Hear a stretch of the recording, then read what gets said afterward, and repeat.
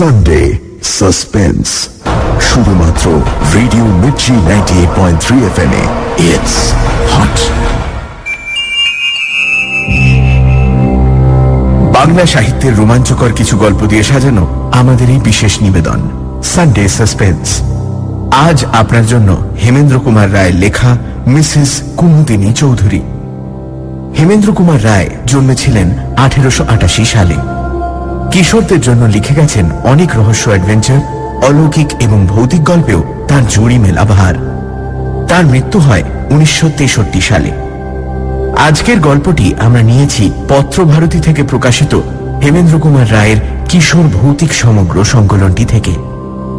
প্রধান চরিত্রে লেখক অমূল্যবাবু, গোবিন্দ ডাক্তার, বুড়ো মালি এবং মিসেস কুমুদিনী চৌধুরী। গল্প পাঠে মীর, কুমুদিনী চৌধুরীর ভূমিকায় ইন্দ্রাণী, গল্পের সূত্রধার দীপ। শুরু হচ্ছে মিসেস কুমুদিনী চৌধুরী।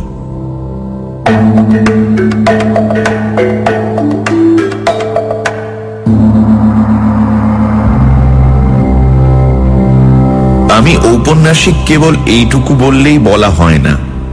আমি উপন্যাস লিখে টাকা রোজগার করি, অর্থাৎ আমি যদি উপন্যাস না লিখি তাহলে আমার পেটও চলবে না। অর্থাৎ উপন্যাস লেখা আমার পেশা, কিন্তু এ পেশা বুঝি আর চলে না।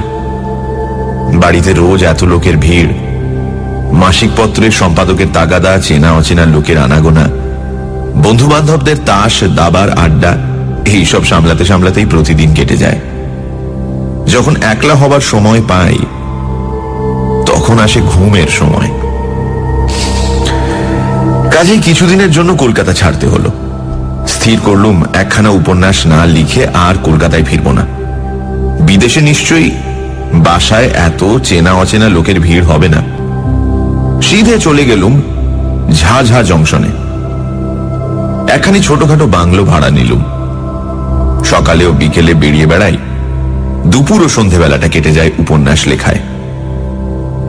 ভিড়ের ভয়ে বিদেশে পালিয়ে এলেও মানুষের সঙ্গ বিনা মানুষের প্রাণ বাঁচে না।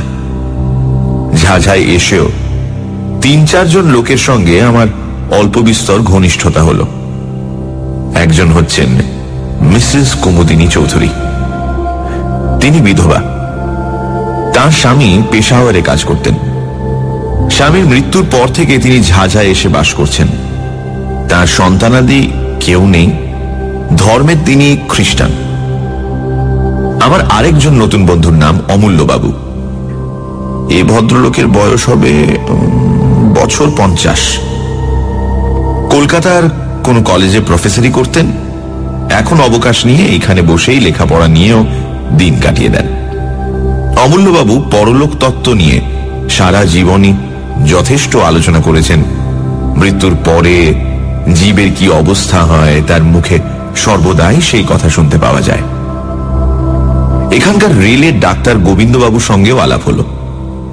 তিনি খুব সাদাসিধে ভালো মানুষ লোক এবং সন্ধে হলেই ভূতের ভয়ে কাতর হয়ে পড়েন। সূর্যাস্তের পর তিনি প্রাণান্তেও অমূল্যবাবুর বাড়ির চৌকাঠ মারাতে রাজি হন না, কারণ পাছে তাকে কাছে পেয়ে অমূল্যবাবু 2-4টে পরলোকের কাহিনী শুনিয়ে দেন। সেদিন সন্ধ্যের কিছু আগে আমি অমূল্যবাবুর সঙ্গে বসে বসে গল্প করছিলাম। কথা হচ্ছিল পৃথিবীতে সত্যি সত্যি পিশাচের অস্তিত্ব আছে কিনা। অমূল্যবাবুর বিশ্বাস পৃথিবীতে সেকালেও পিশাচ ছিল, একালেও আছে। আমি জিজ্ঞাসা করলাম, পিশাচ কাকে বলে? অমূল্য বললেন, প্রেতাত্মাদের আমাদের মতো দেহ নেই, এ কথা তুমি জানো। দেহ না থাকলেও দুষ্ট প্রেতাত্মাদের আকাঙ্ক্ষা প্রায় প্রবল হয়ে থাকে, কিন্তু দেহের অভাবে তারা সে আকাঙ্ক্ষা মেটাতে পারে না। তাই অনেক সময় দুষ্ট প্রেতাত্মারা মানুষের সুরক্ষিত মৃতদেহের ভেতরে গিয়ে আশ্রয় নেয়।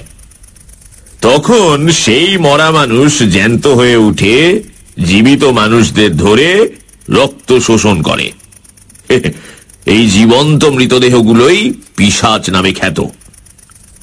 অমূল্যবাবু এমন দৃঢ় বিশ্বাসের সঙ্গে কথাগুলি বললেন যে আমার গায়ে কাঁটা দিয়ে উঠল। আমি বললুম, প্রায় শুনতে পাই অমুক লোক রক্ত স্বল্পতা হয়ে রোগে মারা গিয়েছে। আপনি কি বলতে চান যে পিশাচরাই তাদের মৃত্যুর কারণ? অমূল্যবাবু বললেন, অনেক সময় হতেও পারে, অনেক সময় নাও হতে পারে। ঠিক এই সময় মিসেস কুমুদিনী অমূল্যবাবুর বাইরের ঘরে এসে ঢুকলেন। ঢুকেই তিনি হাসতে হাসতে বললেন, কিসের গল্প হচ্ছে? আমি বললুম, অমূল্যবাবু আমাকে ভয় দেখাবার চেষ্টা করছেন। কুমুদিনী একখানা চেয়ারের ওপর বসে পড়ে বললেন, ও ভূতের গল্প বুঝি? বেশ, ভূতের গল্প শুনে ভয় পেতে আমি খুব ভালোবাসি। অমূল্যবাবু বললেন, বেশ ভয়ানক ভূত কাকে বলে আমি তা জানি না, তবে আজ আমি পিশাচের গল্প করছিলুম বটে। কুমুদিনী খানিকক্ষণ নীরবে অমূল্যবাবুর মুখের পানে তাকিয়ে রইলেন। তারপর ধীরে ধীরে বললেন, আচ্ছা অমূল্যবাবু, পিশাচের কথা সত্যি আপনি বিশ্বাস করেন? অমূল্যবাবু গম্ভীর স্বরে বললেন, সত্যি বিশ্বাস করি। খালি তাই নয়, আমার ধারণা সম্প্রতি এই ঝাঝাতেই বোধহয় পিশাচের উপদ্রব শুরু হয়েছে। আমি চমকে অমূল্যবাবুর মুখের দিকে মুখ তুলে তাকালাম। কুমুদিনীরও মুখ ভয়ে ম্লান হয়ে গেল, কিন্তু সে ভাবটা সামলে নিয়ে তিনি বললেন, আপনার এমন গাঁজাখড়ি ধারণার কি কারণ শুনি?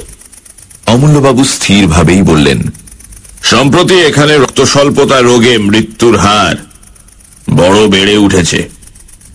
এর কোনো যুক্তিসঙ্গত কারণ খুঁজে পাওয়া যায় না। কুমুদিনী উচ্চস্বরে হাসতে হাসতে উঠে দাঁড়িয়ে বললেন,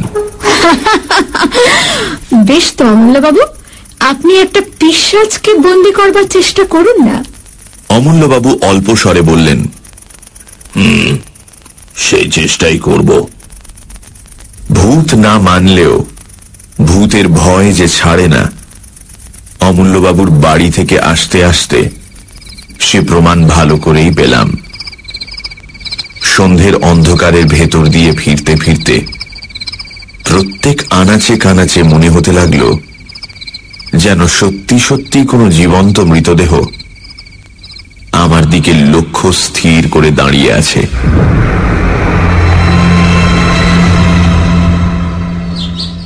অমূল্যবাবু প্রতিদিন সকালে আমার বাসায় এসে চা পান করতেন। সেদিন সকালেও বাংলোর বারান্দায় বসে দুজনে চা পান করছি। এমন সময় দেখলুম সামনের পথ দিয়ে ডাক্তার গোবিন্দবাবু কোথায় যাচ্ছেন। আমি চেঁচিয়ে তাকে এক পেয়ালা চা পান করবার জন্য আহ্বান করলুম। গোবিন্দবাবু, আর চা খেয়ে যান। গোবিন্দবাবু কাছে এসে বললেন, চা পান করতে রাজি আছি, কিন্তু ভায়া শিগগির, আমার একটু দেরি করবার সময় নেই। আমি বললুম, কেন আপনার এত তাড়াতাড়ি কিসের? গোবিন্দবাবু বললেন, মিসেস কুমুদিনী চৌধুরীর মালির ছেলের ভারী অসুখ, বোধহয় বাঁচবে না। জিজ্ঞাসা করলুম, কি অসুখ? গোবিন্দবাবু বললেন, রক্ত স্বল্পতা, অর্থাৎ অ্যানিমিয়া। অমূল্যবাবু চা পান করতে করতে হঠাৎ পেয়ালাটা টেবিলের উপর নামিয়ে রেখে বললেন, ডাক্তার, ঝাঝায় এত অ্যানিমিয়ার বাড়াবাড়ির কারণ কি বলতে পারেন? গোবিন্দবাবু বললেন, না, কিন্তু এই রোগে এতটা বাড়াবাড়ি দেখে আমি অত্যন্ত আশ্চর্য হয়ে গেছি। অমূল্যবাবু চেয়ার ছেড়ে উঠে দাঁড়িয়ে বললেন, মিসেস কুমুদিনী চৌধুরীর মালির ছেলে আমি জানি, তার মানে গদাধরকে। সে রোজ আমাকে ফুল দিয়ে যায়। 3 দিন আগেও তাকে আমি দেখেছি। জোয়ান সমত্ব ছেলে। আর তুমি বলছো ডাক্তার এরই মধ্যে তার অবস্থা খারাপ হয়ে পড়েছে? অ্যানিমিয়া রোগে এত তাড়াতাড়ি কারুর অবস্থা খারাপ হয় না। চলো ডাক্তার, তোমার সঙ্গে আমরাও গিয়ে গদাধরকে একবার দেখে আসি। আমার বাংলো থেকে মিসেস চৌধুরীর বাংলোয় যেতে 4-5 মিনিটের বেশি সময় লাগে না।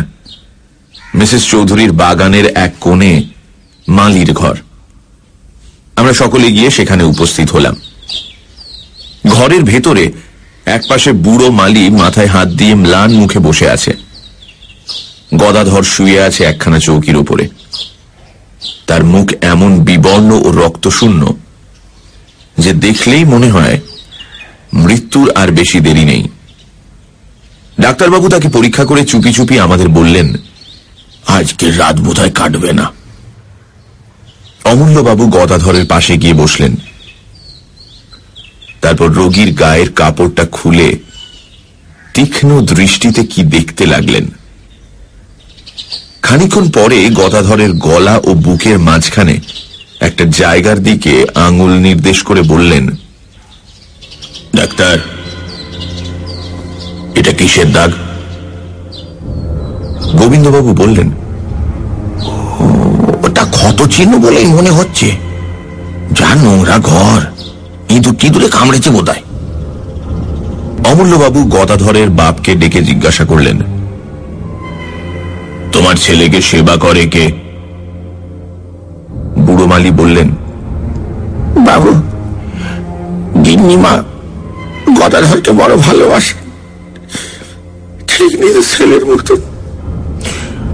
ওকে দেখাশোনা করেন তিনি। ওর জন্য দিনে তার বিশ্রাম নেই, রাতে ঘুম নেই বাবু।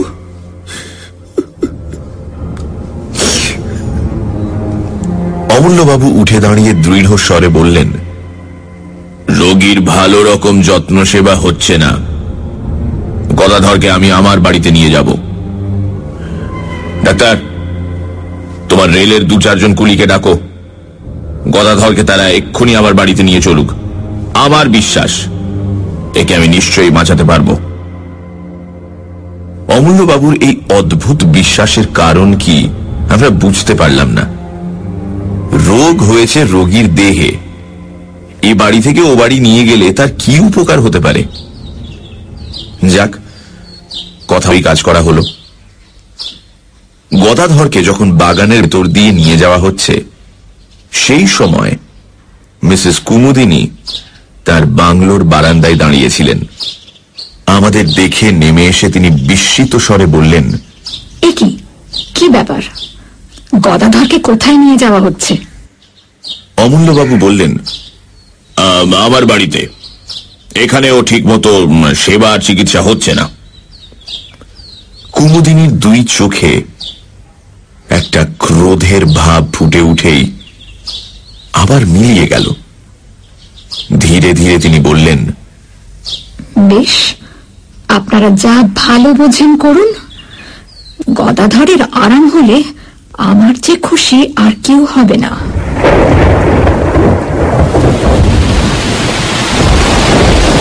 সেদিন সন্ধ্যের পর থেকে মুষলধারে বৃষ্টি নামল। গাছপালার আর্তনাদ ও মেঘের গর্জনের সঙ্গে সঙ্গে পাহাড়ের উপর থেকে হুড় হুড় করে বৃষ্টিধারা নেমে আসার শব্দ শুনতে শুনতে আমি ঘুমিয়ে পড়লাম। অনেক রাতে হঠাৎ করে আমার ঘুম ভেঙে গেল। অন্ধকারের ধর্মড়িয়ে বিছানার উপর উঠে বসে মনে হলো জানলার শার্সির উপরে বাইরে থেকে কি যেন ঠক ঠক করে আওয়াজ করছে। প্রথমে ভাবলাম আমারই মনের ভুল। বাইরে তখনও সমান তোড়ে বৃষ্টি ঝরছে, বাজ ডাকছে, ঝড় একেবারে হৈ হৈ করছে। এমন দুর্যোগে শার্সির উপর করাঘাত করতে আসবে কে? হয়তো ঝোড়ো হাওয়া ঘরের ভেতর ঢুকতে চায়। আবার বিছানার উপর শুয়ে পড়লুম, কিন্তু সঙ্গে সঙ্গে তখনই শার্সির উপরে আবার শব্দ হলো। সবিস্ময়ে বিছানার উপর থেকে লাফিয়ে পড়লুম। আর তো কোনোই সন্দেহ নেই, কে এলো? এই বন জঙ্গল পাহাড়ের দেশে ঝড় বৃষ্টি অন্ধকারে কে আমার ঘরের ভিতর ঢুকতে চায়? অজানা বিদেশ বলে শোবার সময় বালিশের তলায় রোজই একটা টর্চ রেখে দিতুম। টপ করে তুলে নিয়ে জেলে জানলার উপরে আলোটা ফেললুম, আর সেই তীব্র আলোকে দেখলুম বন্ধ শার্সির উপরে 2 হাত ও মুখ রেখে দাঁড়িয়ে আছে এক অদ্ভুত মূর্তি। ঝোড়ো হাওয়ায় রাশি রাশি কালো লম্বা চুল এসে তার সারা মুখখানাকে আচ্ছন্ন করে ফেলেছে, এবং সেই চুলের ফাঁকে আগুনের মতো দপদপ করে জ্বলছে তার 2 বিস্ফারিত চক্ষু। পর মুহূর্তে মুখখানা একখানা আলোক রেখার ভেতর থেকে সাত করে সরে গেল। এ কি দুঃস্বপ্ন? ভয়ে মুষড়ে আলো নিভিয়ে বিছানার উপর কাঁপতে কাঁপতে বসে পড়লুম। আতঙ্কে সারা রাত আর ঘুম হলো না। কেবলই মনে হতে লাগলো সারসির কাঁচ ভেঙে ওই বুঝি এক অমানসিক মূর্তি ঘরের ভেতরে হুড়মুড় করে ঢুকে পড়ে। সানডে সাসপেন্সে আজ মিসেস কুমুদিনী চৌধুরী। লেখক এসেছেন ঝাঝায়। সেখানে তার সঙ্গে আলাপ হয় অমূল্যবাবুর, যিনি পরলোক তত্ত্ব চর্চা করেন। অমূল্যবাবুর ধারণা ঝাঝাতে ইদানিং পিশাচের উপদ্রব শুরু হয়েছে এবং সেই কারণেই অ্যানিমিয়ায় সেখানে বেশ কিছু লোকের মৃত্যু ঘটেছে। মিসেস কুমুদিনী চৌধুরীকে সেই কথা বলাতে তিনি বললেন, তাহলে অমূল্যবাবু একটা পিশাচকে বন্দী করবার চেষ্টা করে দেখুন। ইতিমধ্যে মিসেস চৌধুরীর বাড়ির মালির ছেলে গদাধর অসুস্থ হয়ে পড়ল। অমূল্যবাবু তাকে নিজের বাড়িতে নিয়ে এলেন। সে রাতে প্রচন্ড ঝড় বৃষ্টির মধ্যে লেখক দেখলেন তার জানলায় কে ঠক ঠক করছে। টর্চ ফেলে দেখলেন একটা ভয়ঙ্কর মূর্তি। তারপর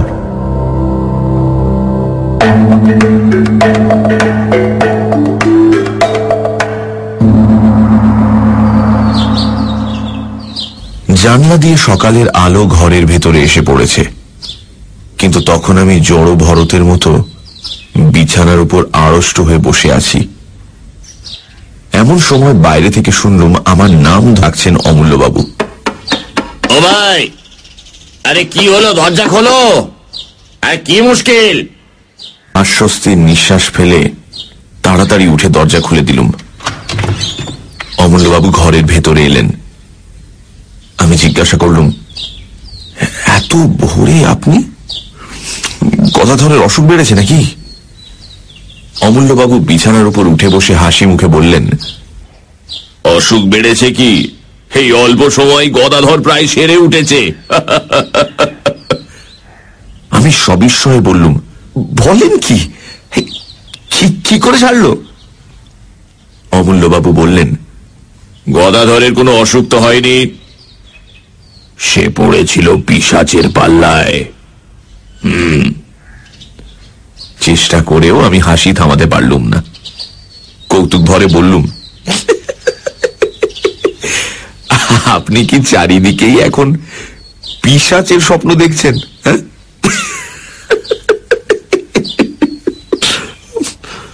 অমূল্যবাবু অটল ভাবেই বললেন, তোমার যা ইচ্ছে হয় বলো, আমি কোনোই প্রতিবাদ করব না। গদাধর কেন বেঁচেছে জানো? কাল দিন রাত তার শিয়রে বসে আমি পাহারা দিয়েছি বলে কারুকে তার ত্রিসীমানায় আসতে দিইনি। কাল রাতে আবার কেউ যদি তার রক্ত শোষণ করত, তাহলে আজ আর তাকে জীবিত দেখতে পেতে না। আমি সবিস্ময়ে বললুম, রক্ত শোষণ? অমূল্যবাবু, আপনি কি বলছেন? কে তার রক্ত শোষণ করত? অমূল্যবাবু কিছুক্ষণ স্তব্ধ হয়ে রইলেন।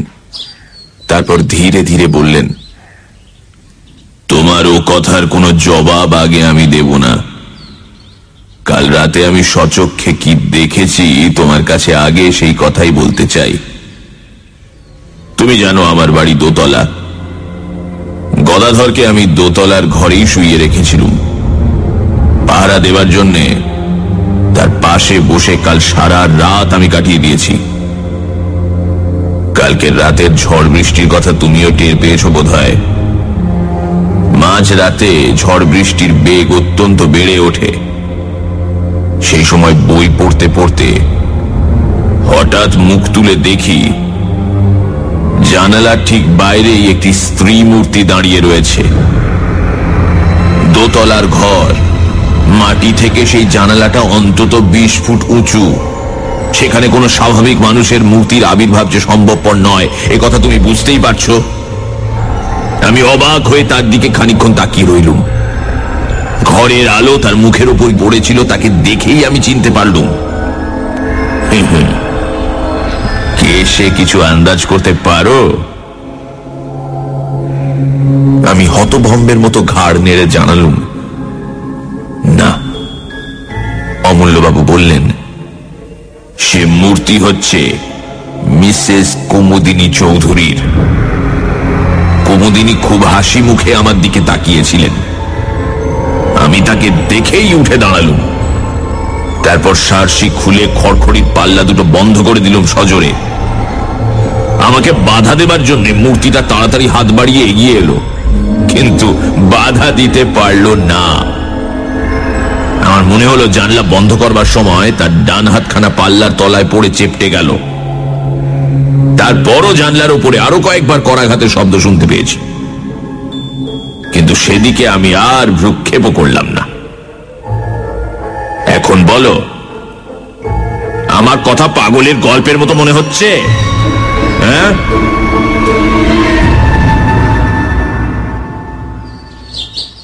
আমি রুদ্ধশ্বাসে বলে উঠলাম, অমূল্যবাবু, অমূল্যবাবু, আপনি আপনি কি বলছেন মিস কুমুদিনী চৌধুরী? অমূল্যবাবু বাধা দিয়ে বললেন, শোনো, টেলিগ্রামে আমি আর এক খবর আনিয়েছি।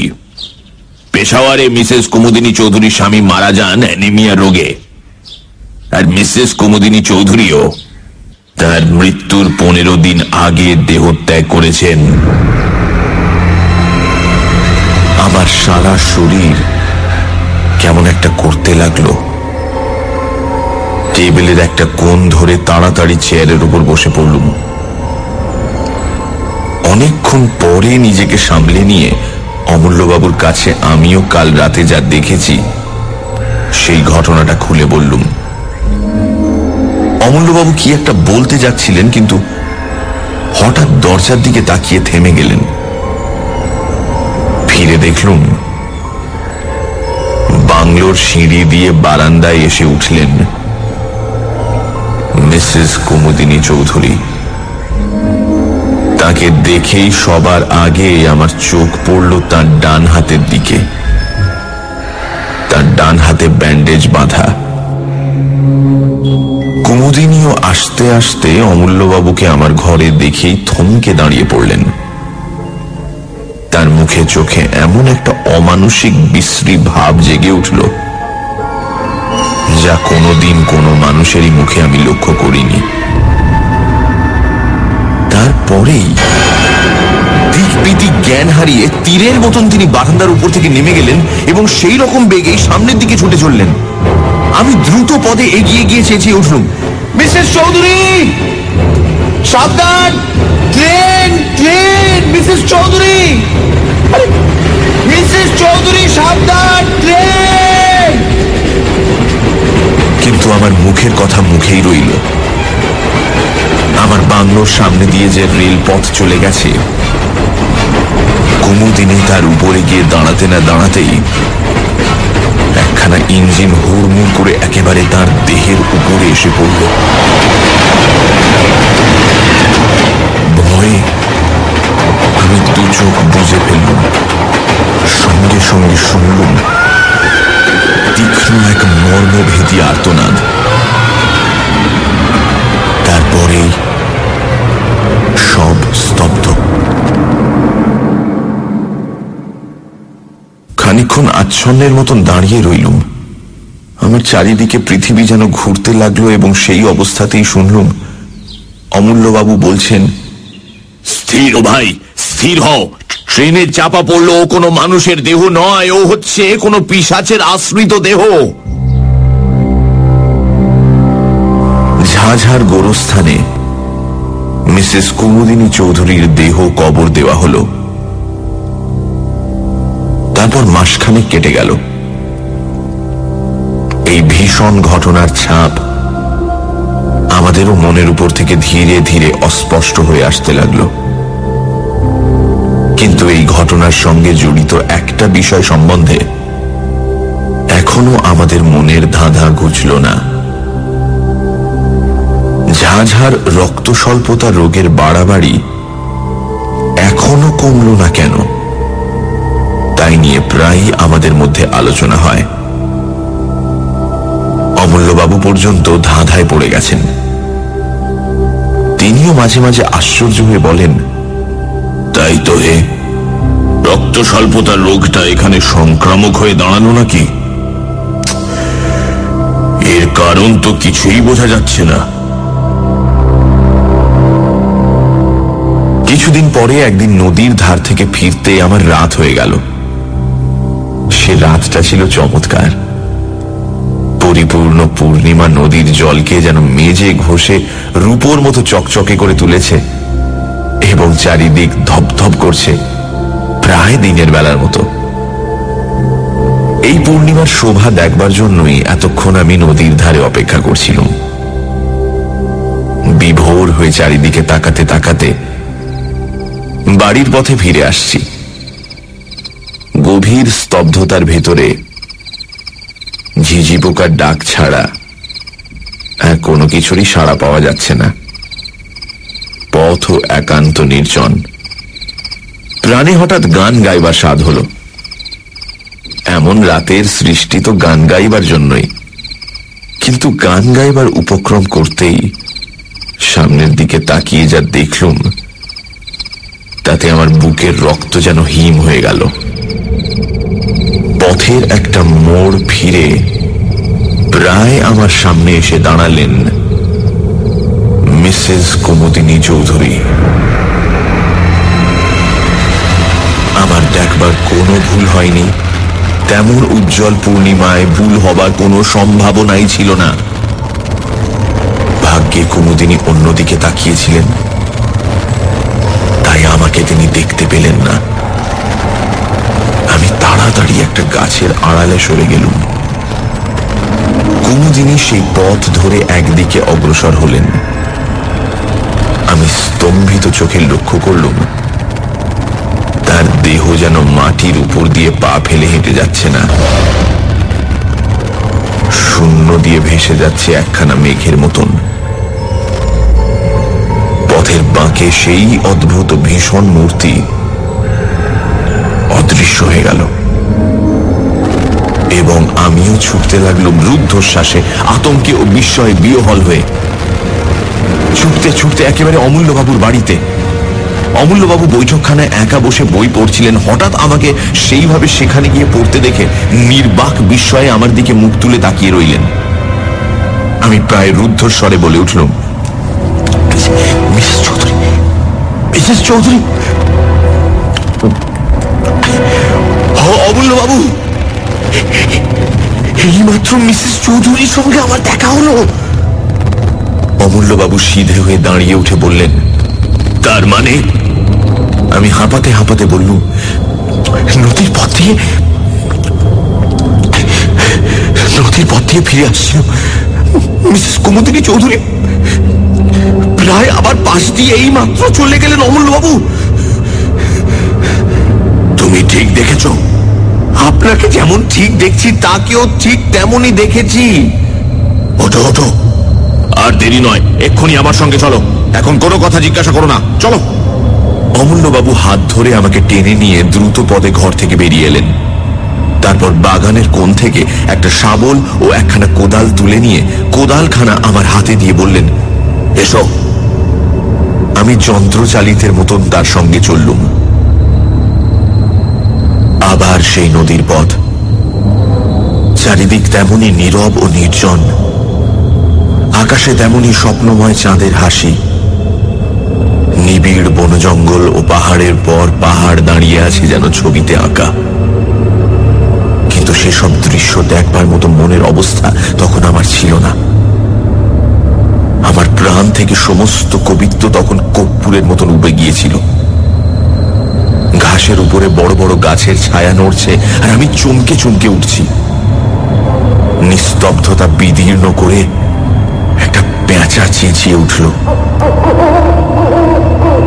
শিউরে উঠে আমি ভাবলুম, ঝোপে ঝাড়ে আড়ালে আবছায়ায় যেসব অশরীরী দুষ্ট আত্মা রক্ত তৃষ্ণায় উন্মুখ হয়ে আছে, ওই নিশাচর পাখিটা যেন তাদেরই সাবধান করে জানিয়ে দিল, তোমরা প্রস্তুত হও, পৃথিবীর শরীরী প্রাণী আসছে। ওই তো ঝাঝার গোরস্থান, কবরের পর কবর সারি সারি দেখা যাচ্ছে।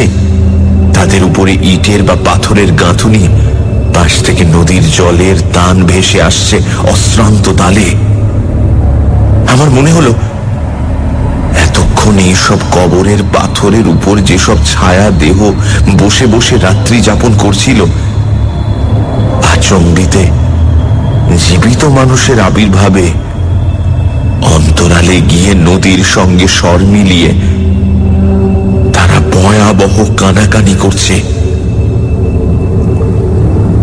একটা ঝোপের ভেতরে আমাকে টেনে নিয়ে গিয়ে অমূল্যবাবু বললেন, এইখানে স্থির হয়ে লুকিয়ে বসে থাকি, এসো, সাবধান, কোনো কথা কইও না। সারা রাত সেইখানে আড়ষ্ট হয়ে দুজনে বসে রইলুম। সেদিনকার সেই রাতটাকে আর পৃথিবীর রাত বলে মনে হলো না। এই লোকে থেকেও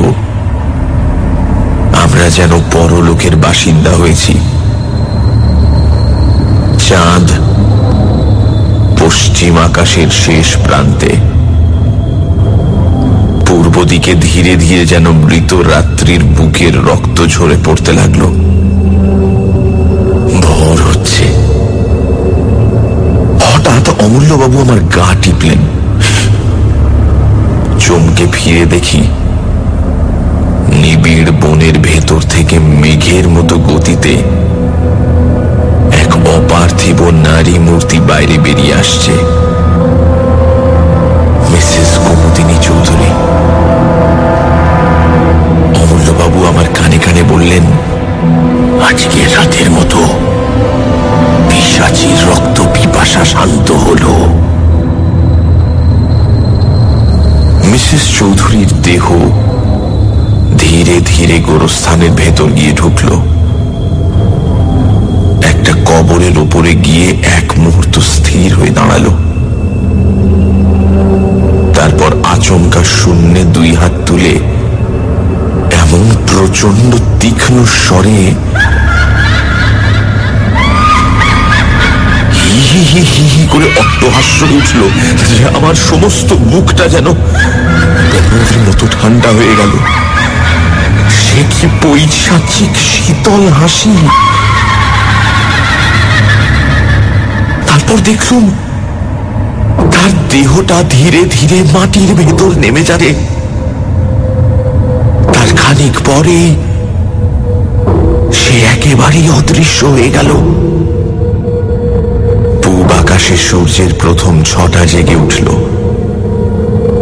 অমূল্যবাবু এক লাফে উঠে দাঁড়িয়ে বললেন, আর অপেক্ষা নয়, শিগগির আমার সঙ্গে এসো। আমরা মিসেস চৌধুরীর কবরের উপরে গিয়ে দাঁড়ালুম। অমূল্যবাবু বললেন, আমি শাবল দিয়ে মাটি খুঁড়ি আর তুমি কোদাল দিয়ে মাটি তোলো, চলো। তার এই অদ্ভুত আচরণের কারণ কি জিজ্ঞাসা করলুম না, কারণ আমি তখন আচ্ছন্নের মতো ছিলুম। তিনি যা বলেন আমি তাই করি।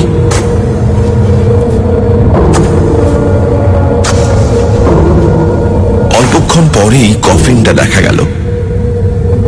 অমূল্যবাবু বললেন, দেখো, এইবারে আমি কফিনের ডালাটা খুলব, তারপর আমি যা করব তুমি তাতে আমাকে বাধা দিও না। শুধু এইটুকু মনে রেখো, কফিনের ভেতরে যে দেহ আছে সেটা কোনো মানুষের দেহ নয়। অমূল্যবাবু দুই হাতে টেনে কফিনের ডালাটা খুলে ফেললেন। আমি স্তম্ভিত চোখে দেখলাম কফিনের ভেতর শুয়ে আছে মিসেস কুমুদিনী চৌধুরীর পরিপূর্ণ দেহ। সে দেহ দেখলে মনে হয় না তা কোনোদিন ট্রেনে কাটা পড়েছিল। সেটা 1 মাস আগে কবর দেওয়া কোনো গলিত মৃতদেহ নয়। তার তাজা মুখ অত্যন্ত প্রফুল্ল ও তার ঠোঁটের চারপাশে তরল রক্তধারা লেগে রয়েছে। এবং তার জীবন্ত চোখ দুটো সহাস্য দৃষ্টিতে আমার মুখের দিকে তাকিয়ে আছে। অমূল্যবাবু 2 হাতে শাবলটা হঠাৎ মাথার উপর তুলে ধরলেন, তারপর সজোরে ও সবেগে শাবলটা মৃতদেহের বুকের উপর বসিয়ে দিলেন।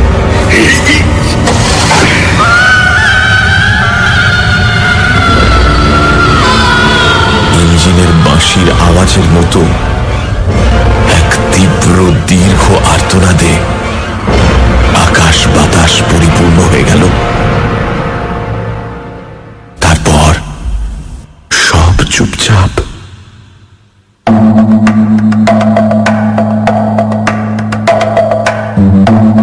শুনছিলেন মিসেস কুমুদিনী চৌধুরী, রচনা হেমেন্দ্র কুমার রায়, গল্প পাঠে মীর, কুমুদিনী চৌধুরীর ভূমিকায় ইন্দ্রাণী, গল্পের সূত্রধার দীপ, শব্দগ্রহণ, আবহ সঙ্গীত এবং স্পেশাল এফেক্টসে রিচার্ড, পরিকল্পনা ও পরিচালনায় ইন্দ্রাণী। আগামী সপ্তাহে ঠিক এই সময় আরো একটি রোমাঞ্চকর গল্প নিয়ে হাজির হবে সানডে সাসপেন্স।